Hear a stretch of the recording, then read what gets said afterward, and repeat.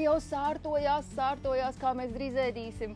Jūs arī savā dārzā varat ēst sarkanās zemenes pēc 2 mēnešiem. Un kas jums ir jādara? Jums jādabūs tādi īpašie no augstas zemenēm.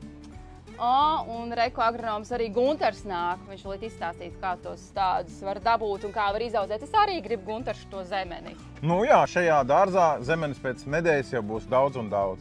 Tātad, kā mēs tiekam pie šādām zemenēm? Mēs stādam šādus īpašus stādus, kas ir izaudzēti speciālā stāda audzētavā.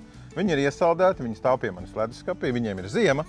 Un tad, kad mēs gribam stādīt, mēs ņemam ārā, stādam dobē, un pēc 2 mēnešiem mums ir šādas lielas, skaistas ogas. Savā dārzā no šiem stādiem.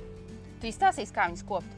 Kas jādara, lai tu viņas dabūtu? Tur droši vien kaut kāda noslēpuma. Nu, noslēpumi visur mums dzīvē ir noslēpumi, bet tā pamatlieta ir, ja jau ir pieredze ar gurķiem vai tomātiem, sevišķi ar tomātiem, tad, ja zemenes audzēsim tāpat kā tomātus, un tad, kad viņas aug, būs zaļais kristalons, vai tur, kur ir slāpeklis, un tad, kad ziedi ir dzeltenais, tur, kur ir fosfors, un tad, kad ir ogas, ir sarkanais, tad jau puse no panākuma ir rokā. Vēl nedaudz ūdens, vēl nedaudz mīlestības, un būs daudz sarkanu ogu.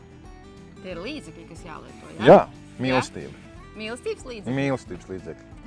Mēs barojam zemenes, mēs sargājam no vēja, no krusas, mēs dodam dzert, mēs skaitam pāterus, lai labāk aug. Kādu pāteru? Nosaucam daži pāterus. Pāterus? Jā. Audz un sārtojies. Audz un sārtojies. Audz. Vienkārši viss tāds sarkans. Būs. Pēc nedēļas būs šeit viss. Visa šī līnija būs sarkana. Nopietni? Jā. Ja pēc nedēļas, tad pēc nedēļas, kuri jābrauc, saki? Pie mums Mālpilī, Vites ielā 20. Dažādi stádi un zemenes atrodas Augusta bodē Mālpilī. Bet, ja gadienā netiekat uz Mālpili, tad zinat, ka varat pasūtīt arī viņu internetu veikalā augustazemenes.lv un jums piegādās pa pakomātu.